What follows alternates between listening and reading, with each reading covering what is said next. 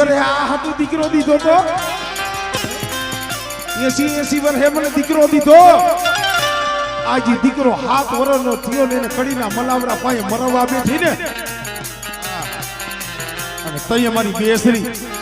મારી રૂપણી મારી મોગી મારી સીધુડી મારી મેલડી મારા બાપ માનણીયા પાયે આવીને ઊભી રહ્યો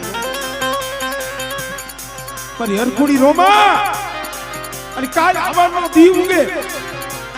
અને હાકડી શેરીમાં મારા હુરિયાને હુડાવે અને ગાડી હાથડીને લાવે અને બેટા